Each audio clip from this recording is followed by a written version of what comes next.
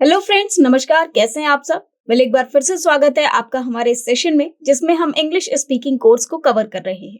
तो दोस्तों, आज का ये सेशन फिर से बहुत खास होने वाला है।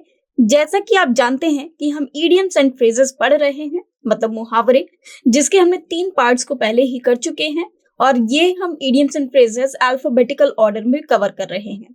तो दोस्तों, आज बारी है इडियम्स एंड फ्रेजेस पार्ट 4 की, जिसमें हम लोग आज पढ़ने वाले हैं idioms starting with E letter. मतलब हमने लास्ट में जब इडियम्स एंड फ्रेजेस को अल्फाबेटिकली ऑर्डर में देखा था, तो पार्ट 3 में हमने अप टू ई, मतलब इडियम्स स्टार्टिंग विद लेटर ई, वहां तक हमने पढ़ा था। हालांकि ये जो इडियम्स हैं ये भी स्टार्ट होंगे ई से ही, तो वहीं से शुरुआत करेंगे फिर से। और इडियम्स स्टार्टिंग विद एफ, मतलब ई में जो पहले हो चुके हैं उनके बाद के कुछ इडियम्स एंड फ्रेजेस, उसके बाद idioms starting with letter F, and फिर इडियम्स स्टार्टिंग विद जी। तो इन सारे इडियम्स को, इन सारे मुहावरों को हम यहाँ पर लर्न करेंगे। तो चलिए शुरू करते हैं, शुरुआत करते हैं इस सेशन की, करते हैं इस सेशन का श्री गणेश। तो यहाँ पर सबसे पहले आ जाते हैं इडियम्स स्टार्टिंग विद लेटर ई। मतलब ई, जैसे ई फॉर एलिफेंट होता है, तो ई से ही जो इडियम्स होते हैं, जो मुहावरे हैं जो कि ई लेटर से स्टार्ट होते हैं, वो कौन कौन से हैं और उनका अर्थ क्या है और उनको किस तरह से वाक्यों में प्रयोग किया जा सकता है, ये सब हम यहाँ पर समझेंगे। तो जी, सबसे पहला आपका जो यहाँ पर इडियम है, मुहावरा गिवन है, वो क्या है? Escape notice. अब देखिए, एस्केप का मतलब क्या होता है? बच निकलना। और यहाँ पर लिखा हुआ है एस्केप नोटिस। तो आइए देखते हैं कि इसका क्या अर्थ होगा। इसका अर्थ होता है ध्यान ना जाना। मतलब कोई भी चीज, अगर आप किसी चीज को नोटिस करने से बच जाओ, मतलब उस पर आपका ध्यान ही ना जाए, तो वो होता है एस्केप नोटिस। जिस पर से आपका नोटिस करना बच जाए, मतलब ध्यान जाना बच जाए। तो I read this copy very carefully. तो इसे हम रीड नहीं, रेड पढ़ेंगे, पास्ट की बात हो रही है। I read this copy very carefully but I don't know how this mistake escaped my notice. लेकिन फिर भी ये मेरी नजरों के सामने आने से कैसे बच गई, या ये नोट, या ये मेरे ध्यान से कैसे हट गया, ये कैसे मैं नहीं पढ़ पाई। मैंने जबकि इस नोट को, इस कॉपी को पूरी केयरफुली, बहुत केयरफुली पढ़ा था, फिर भी पता नहीं ये बात मेरे से, ये मिस्टेक मेरे से कैसे बच गई, और ये मिस्टेक पे मेरा कैसे ध्यान नहीं गया। तो मुझे इस बात नहीं समझ में आ रही है। तो ये क्या है? हमारा इडियम है जो कि ई से स्टार्ट हो रहा है, ये उसका अर्थ है, और ये इस तरह से इसको वाक्य में हम प्रयोग कर सकते हैं। यहाँ पर आपको एक वाक्य गिवन है, आप इसे किसी भी तरह से अपने वाक्य में प्रयोग कर सकते हैं जहां पर एस्केप नोटिस या ध्यान न जाना इस वाक्य की रिक्वायरमेंट हो, वहां पर आप इस फ्रेज का प्रयोग कर सकते हैं। तो चलिए आइए चलते हैं दूसरे इडियम पर। अब दूसरे नंबर का इडियम क्या है? ये भी इडियम स्टार्टिंग विद ई है, जो कि 152 पर है। वो क्या है? Escape once lips. ओके, तो इसका मीनिंग होता है बोल जाना। मतलब जैसे एक होता है ना कि बात मुंह तक आकर रुक गई, और एक होता है एकदम जुबान से फिसल गई, मतलब जो मुंह में था एकदम बोल दिया, है ना। तो एस्केप वंस लिप्स मतलब एक के होठों से एकदम बाहर चली गई, मतलब बच नहीं पाई और बोल दिया आपने, जो भी शब्द थे उसको बोल दिया, बोल जाना। हो सकता है नहीं बोलना चाहते हो, बट वो बोल दिया आपने। ओके, तो इसका सेंटेंस हो सकता है, never let that abusive word escape your lips again. तो आप बोल सकते हैं कि सपोज किसी ने कुछ अब्यूज करा, तो आप उससे कहते हैं दोबारा इन शब्दों को अपने मुंह से मत निकालना। इसका मतलब never let that abusive word escape your lips again.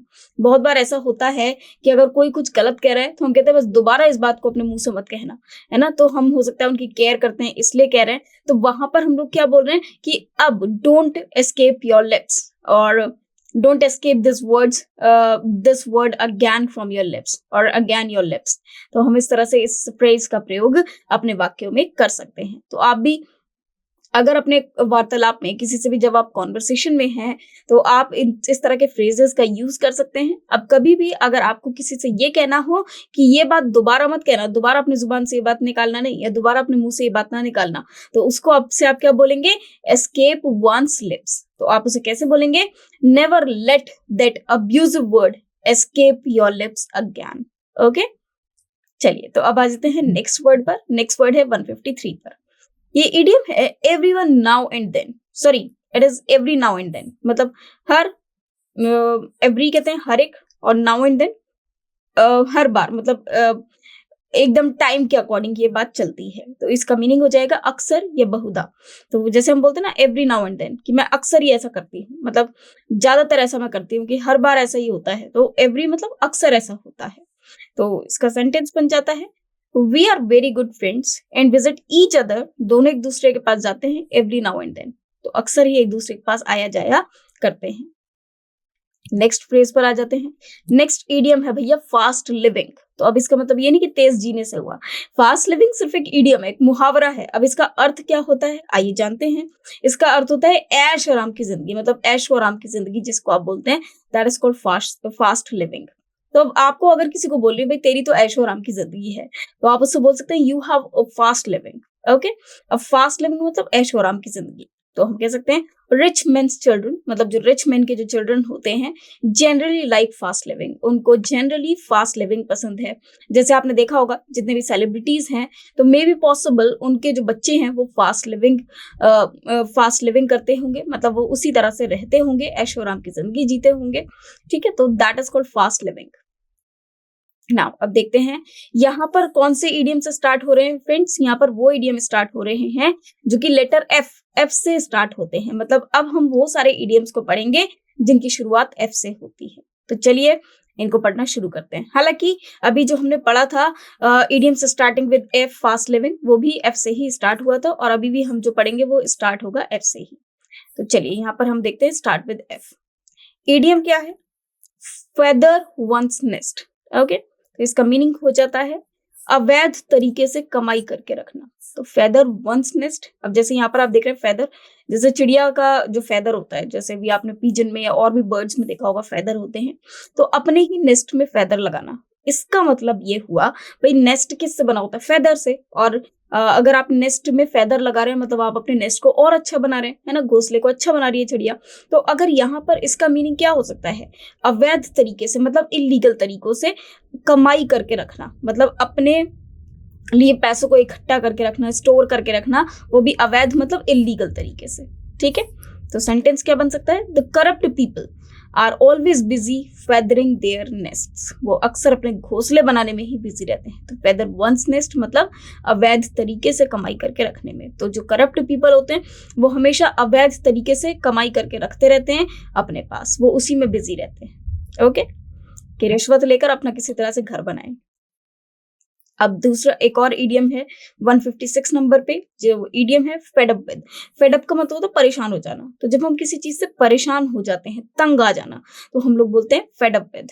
Sentence आप लिख सकते हैं I am fed up with this daily drudgery.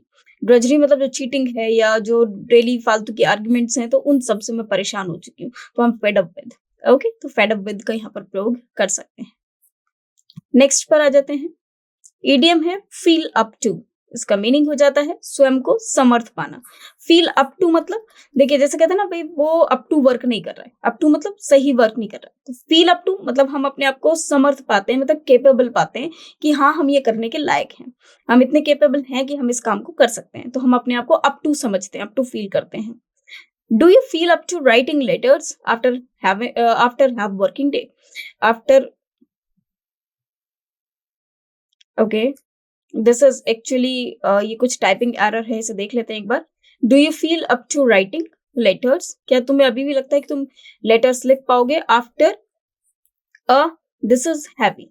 This is not have but it is heavy, मतलब एक इतने हैवी वर्किंग डे के बाद, मतलब इतना ज्यादा काम करने के बाद भी क्या तुमको अभी भी फील होता है? क्या तुम अपने आप को अभी भी समर्थ पाते हो कि हाँ तुम लेटर्स लिख पाओगे? क्या अभी भी तुम्हारे अंदर इतनी जान है? तो ये इसका मतलब होता है फील अप टू। तो फील अप टू आप और भी बहुत तरह से अपने सेंटेंसेस में यूज कर सकते हैं।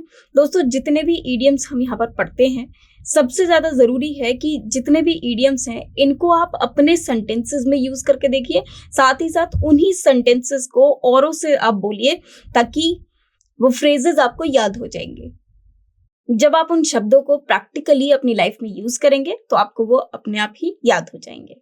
चलिए बढ़ते हैं नेक्स्ट पर। अब ईडियम है फेलो फीलिंग।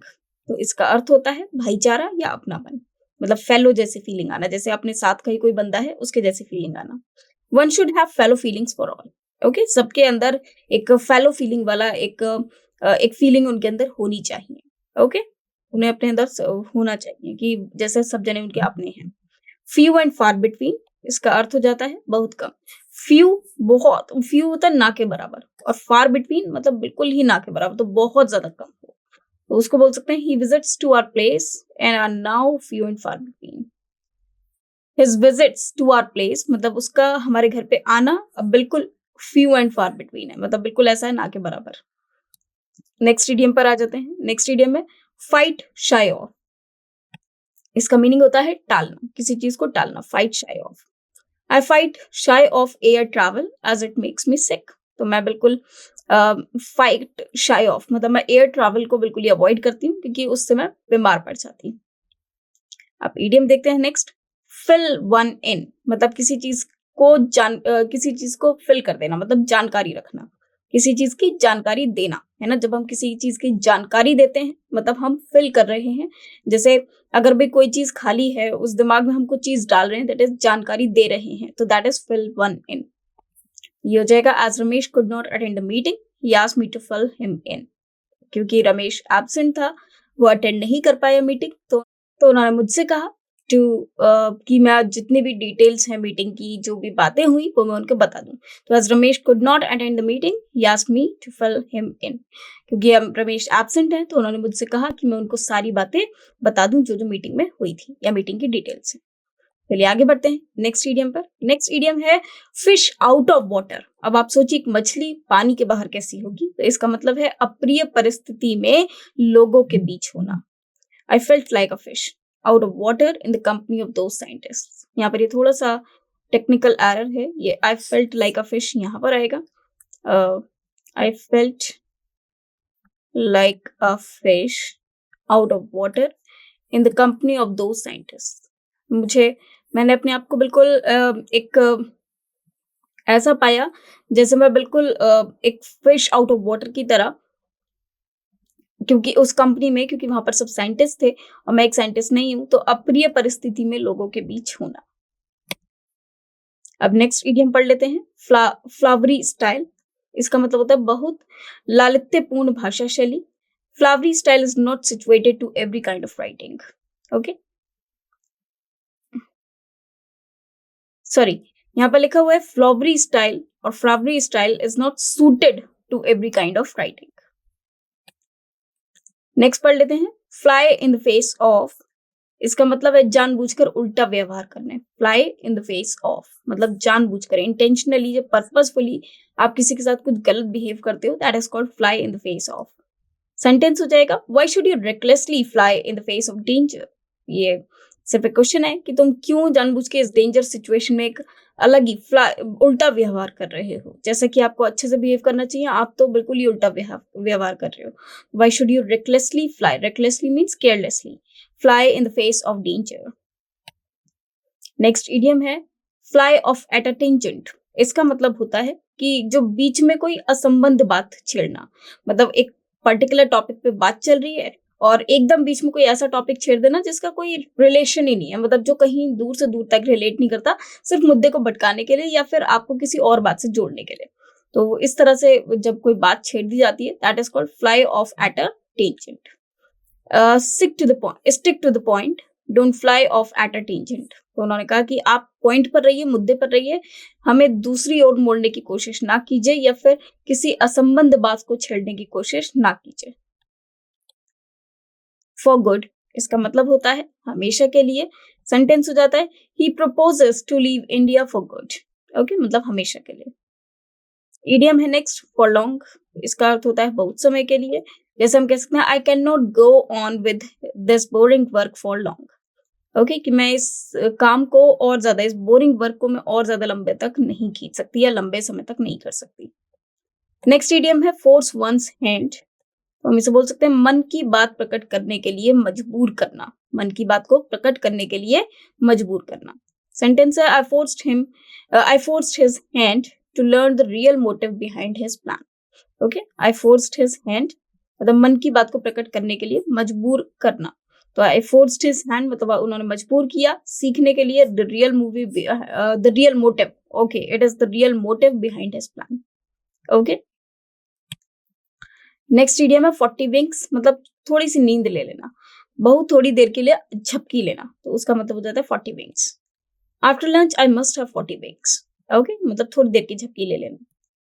अब नेक्स्ट इडियम है फिल इन फॉर, तो इसका मतलब होता है किसी की जगह लेना. देखिए, एक हमने पढ़ा था फिल इन, जहां पर था जानकारी देना, और एक है फिल इन फॉर, मतलब किसी की जगह लेना.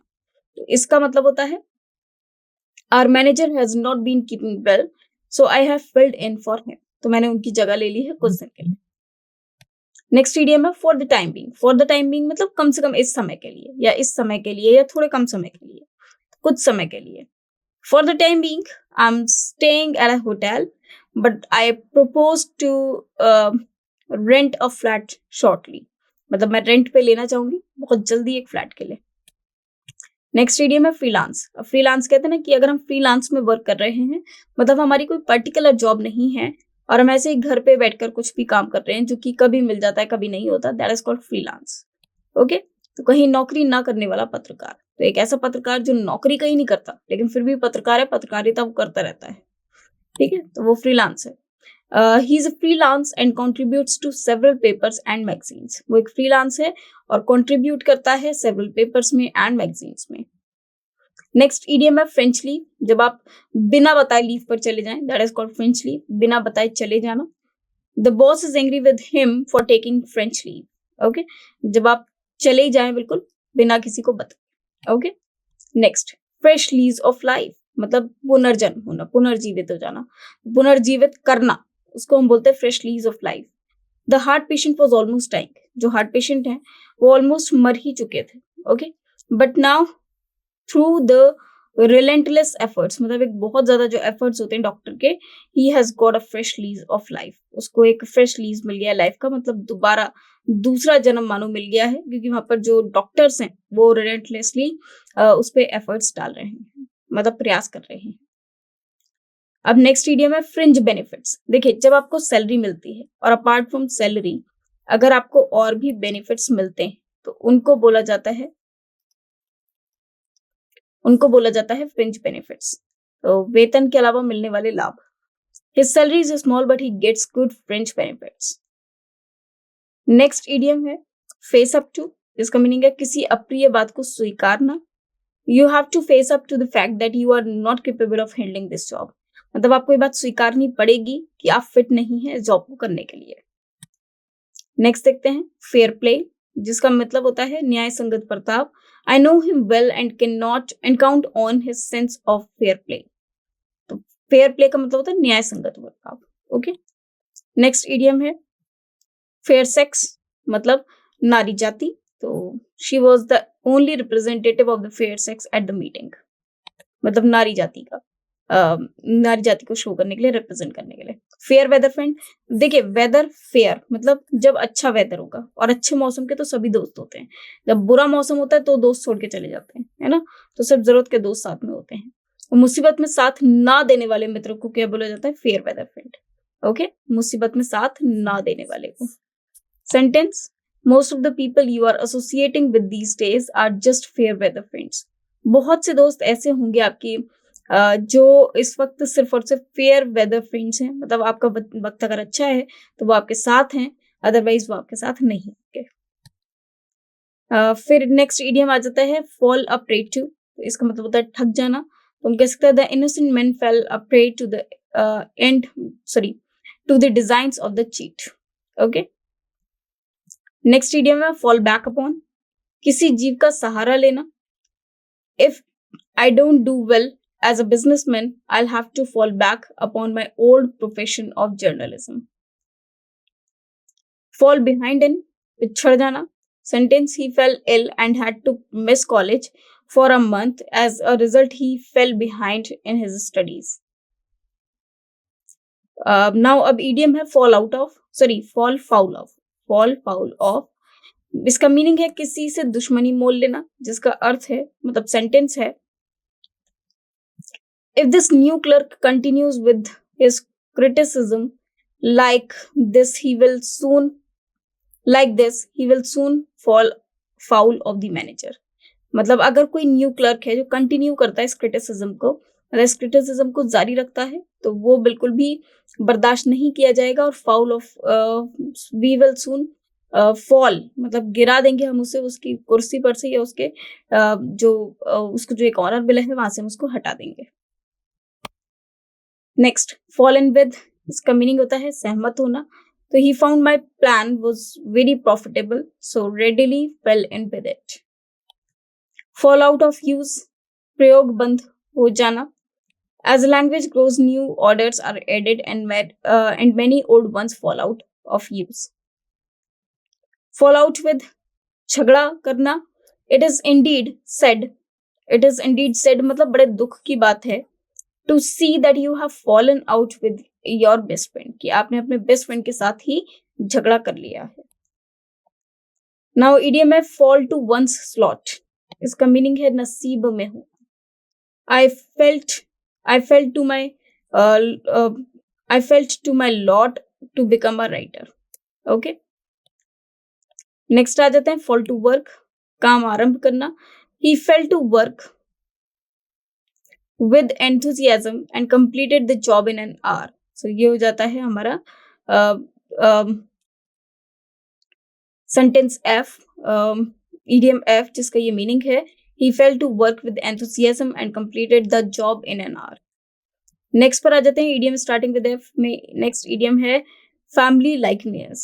family likeness तो यहाँ पर हो जाएगा पारिवारिक समानता, और there is a family likeness between the two cousins. Next आ जाते हैं idiom पे family tree, इसका अर्थ है वंश तालिका, और our family tree is rooted in 18th century. Next fan the flame, इसका होगा किसी बुरी बात को प्रोत्साहन देना। Although outwardly he professed loyalty, in secret he was fanning the flame of sedition. Sedition मतलब गवर्नमेंट के खिलाफ कुछ, उनके अगेंस्ट कुछ काम करना, तो उसको भड़काना, that is called sedition. Next idiom है फैंसी प्राइस। फैंसी, अब देखिए प्राइस की बात हो रही है तो मतलब कीमत की बात हो रही है, और फैंसी जो बहुत ज्यादा होते हैं, तो बहुत ज्यादा प्राइस जिसका होता है, बहुत अधिक मूल्य का होना, इसका मतलब होता है fancy price. Sentence, he has recently bought an imported TV set at a fancy price. Next, gain ground, तो इसका मीनिंग होता है धीरे धीरे प्रगति करना। Sentence, India lost the first 2 matches but began to gain ground gradually. Game is not worth the candle, तो इसे आप बोल सकते हैं कष्ट की मात्रा में पर्याप्त लाभ ना होना। If you have to send your article to a dozen editors, मतलब अगर आप अपने आर्टिकल्स को अगर आप देना चाहते हो एडिटर्स को, डजन एडिटर्स को मतलब 1 दर्जन मतलब 12, and get it published, I must say that the game is not the worth candle or not worth the candle. Get ahead of मतलब आगे निकल जाना। So Ram has got ahead of Sham in mathematics. यहाँ पर get all dolled up, तो इसका meaning हो जाता है बहुत सज-धज कर तैयार होना। सेंटेंस हो जाता है she gets all dolled up when she gets ready to go to parties.